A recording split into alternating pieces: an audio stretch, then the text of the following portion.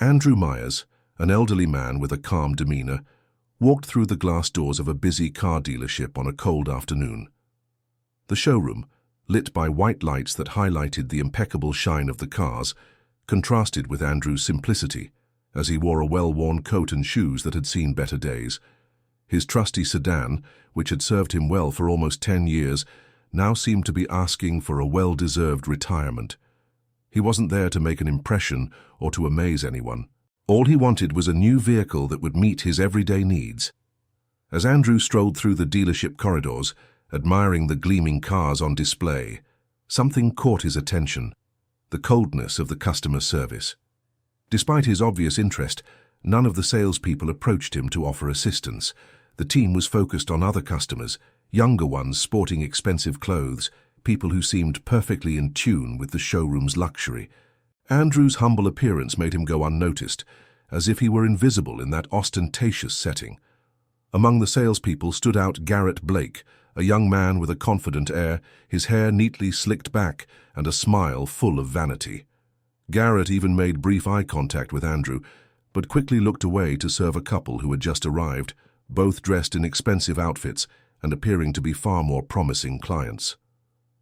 Discreet whispers and scornful glances circulated among the sales staff, making clear the contempt they felt for Andrew's simple figure. Even in the face of this widespread indifference, Andrew remained calm. His eyes were drawn to a flawlessly polished black sedan, and he approached the vehicle with curiosity.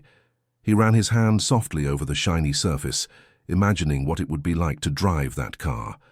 But after long minutes of waiting without any assistance, he decided it was time to act. With determined steps, he walked over to the central desk, where 3 salespeople were gathered, laughing and exchanging remarks. "Excuse me," said Andrew, his voice polite but with a firm tone suggesting that his patience was running out. "I'd like some information about one of the cars. Could someone help me?" Garrett lifted his eyes from his phone for a brief moment and, with a disinterested air, replied, "We're busy right now. Come back later." Andrew's expression did not change, but inside he felt indignation and frustration taking over.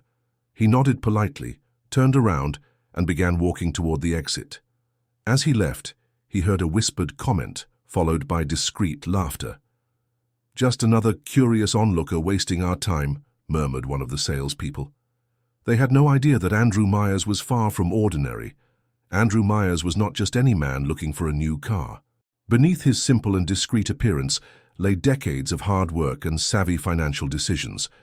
With a remarkable skill for investments and a sharp eye for opportunities, he had built a considerable fortune over the years. However, he never felt the need to show off his success. For Andrew, the true value of a person was in their character, not in their possessions. But the humiliation he experienced that day remained etched in his memory, and as he drove his old sedan back home, an audacious plan began to form in his mind. That night, he made use of his vast network of business contacts. He made calls, devised strategies, and by dawn he had managed to gather the necessary resources and agreements to put his idea into action. What had begun as a frustrating afternoon would turn into an unexpected twist that no one could have predicted. The next morning, Andrew returned to the dealership. Only this time he wasn't just another customer looking for a vehicle. After a series of shrewd negotiations and signed agreements, he was now the owner of the dealership. As he walked through those same glass doors, wearing the same modest coat and the same worn shoes, the employees who had ignored him the previous day had no idea what was about to happen. Andrew crossed the showroom with the same serenity as before, but there was now a determined gleam in his eyes. The dealership's general manager, Thomas Green, a middle-aged man with a confident bearing, soon noticed his presence. Without recognizing who this man was or why he had come, Thomas greeted him with a polite yet clearly forced smile. "Good morning, sir. How can we help you today?" Thomas asked, maintaining a polite but not particularly warm tone. Without saying a word, Andrew reached into his coat pocket and withdrew a bundle of carefully folded documents. He handed them to the manager, who received them with slight bewilderment.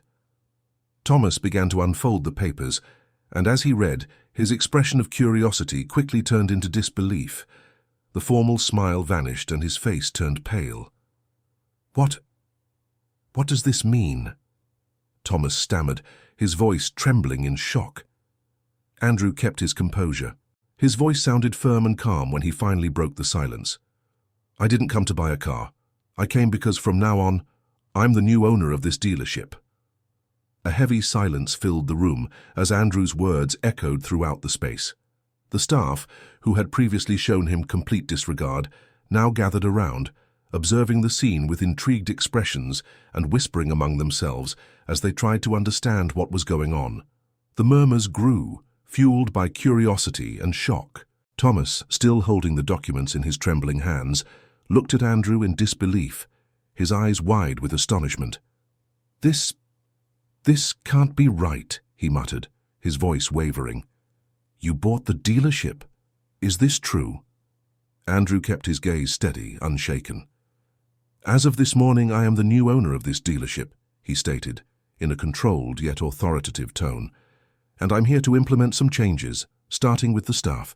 The looks that had once conveyed scorn and disinterest now turned to pure apprehension. The salespeople who had laughed at Andrew the day before, including Garrett Blake, began to shift uneasily, trying to hide their discomfort.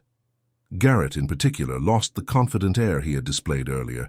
His smug smile disappeared, replaced by an expression of sheer dread. Andrew took a step forward, turning his attention to everyone present. His voice, though serene, carried a natural authority that kept them all in absolute silence. "Yesterday I walked in here like any other customer," he began. "I wanted to buy a car, but instead of receiving respectful treatment, I was ignored, underestimated, and treated with disdain, all because of my appearance.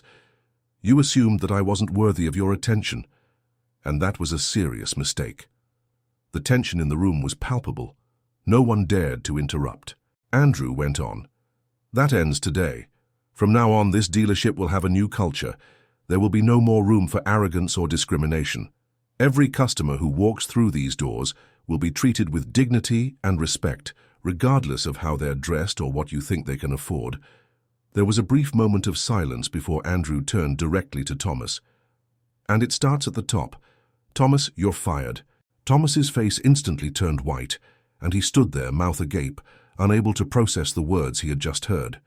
You can't be serious," he exclaimed incredulously. Andrew remained imperturbable. "I'm very serious," he replied, his voice firm. "Under your management, this dealership became a toxic environment. That culture ends now." The silence that followed was almost deafening. The employees glanced nervously at one another, unsure of how to react. Andrew, not missing a beat, began addressing other members of the staff, pointing out those who had shown the same arrogance and contempt toward him the day before. The first name on the list was Garrett, whose face turned even paler upon hearing his name mentioned. "Garrett Blake," Andrew called out, his voice steady, his gaze fixed on the young salesperson. Garrett, frozen, avoided meeting Andrew's eyes, feeling the weight of the disapproval hanging in the air. "You demonstrated exactly the kind of behavior that will no longer be tolerated in this dealership. Gather your things." Garrett tried to say something, but the words wouldn't come. He knew there was nothing he could do. With his head bowed, he walked slowly to the back of the room to collect his belongings, under the watchful gaze of his colleagues. As Garrett walked away, Andrew continued his evaluation. One by one, he addressed the employees who had laughed or whispered disdainfully about him the previous day. Some were immediately fired, others were given severe warnings and the chance to change their conduct. Andrew was not acting out of vengeance. He had a clear vision. He wanted to build a team that reflected solid values such as respect, empathy, and humility. He knew that in order to transform the dealership's culture, he needed to start with its people. In the middle of the group, one employee caught his attention, Laura Bennett, a young woman who had stood out by simply greeting him with a smile the day before. Although she was not part of the sales team, Laura had shown at least a minimum of courtesy, something Andrew valued greatly. He gestured for her to come forward. "Laura Bennett," he said in a gentler tone. She took a hesitant step forward, visibly nervous. "You were one of the few people here who treated me with a modicum of respect. Starting today, you will be the new floor manager. I expect you to lead with fairness and respect." Laura's eyes widened in disbelief. "But I've only been here for 6 months," she stammered, surprised. Andrew offered a slight smile. "I'm not interested in seniority, Laura. I'm interested in people who know how to treat others the right way." "Congratulations." Laura nodded timidly, still taking in her unexpected promotion. Around them, the remaining staff looked on in silence, some still shaken by the spate of dismissals, others visibly contemplative. Gradually, they all began to understand that Andrew wasn't there just to punish. He was determined to rebuild from the ground up, creating something better. Turning once more to the group, Andrew spoke in a calm but authoritative voice. "This dealership will no longer be what it once was. I want you all to understand that every customer who walks through these doors deserves to be treated with dignity. It doesn't matter if they're wearing an expensive suit or a shabby coat like mine. Everyone deserves respect. And if you can't follow this basic rule, there's no place for you on this team." The message was clear and non-negotiable. By the end of the day, nearly half of the employees had been dismissed. Those who remained received detailed instructions on the new standard of customer service the dealership would follow from that point on. Andrew wasted no time. He immediately began searching for new professionals, people who shared his vision of a fairer and more welcoming work environment. The dealership's transformation was surprisingly swift. Within days, word of the dramatic events and the new management spread throughout the city. The place, once defined by indifference and arrogance, became known for its welcoming and professional atmosphere. Customers began noticing the difference almost immediately. Now, everyone who walked through those doors was greeted with genuine attention and respect. In just a few weeks, sales soared, and the dealership's reputation reached new heights. It wasn't just the cars that attracted customers, it was the exceptional customer experience that had become the hallmark of the establishment.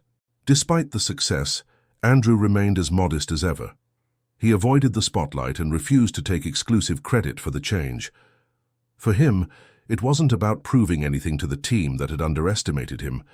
It was about building something that truly made a difference, a place where every person felt valued, regardless of who they were or how much money they had. One afternoon, as Andrew walked through the now lively, bustling showroom, Laura Bennett approached him. Her expression was calm yet filled with genuine gratitude. "Mr. Myers," she began, a bit hesitant, "I just wanted to thank you for believing in me and giving me this opportunity. It's changed my life." Andrew smiled kindly. "You deserve it, Laura. I just recognized what was already there. Remember to keep doing what you've always done, treating people with respect. In the end, that's what really matters." Laura nodded, and a renewed sense of confidence shone in her eyes. Under her leadership and Andrew's discreet guidance, the dealership thrived day by day. The results were evident, but more important was the positive culture that was taking root, something no sales figures could ever fully capture. Before leaving the showroom, Andrew paused for a moment to take in the scene. The same space that weeks ago had been dominated by a cold, elitist atmosphere now exuded warmth, hospitality, and purpose. He felt a quiet satisfaction, not because of the power he now held as the owner, but because of the real impact he had made. The change was not merely structural, it had touched people's lives. For Andrew Myers, this experience was a valuable reminder that true wealth does not lie in accumulated money or material possessions, but in the way we treat others and the legacy we leave behind. He proved, to everyone who witnessed this transformation, that humility and kindness have the power to overcome arrogance and bring about lasting change. And in doing so, he left a permanent mark, not just on the dealership, but on the lives of all who had the opportunity to walk through those doors.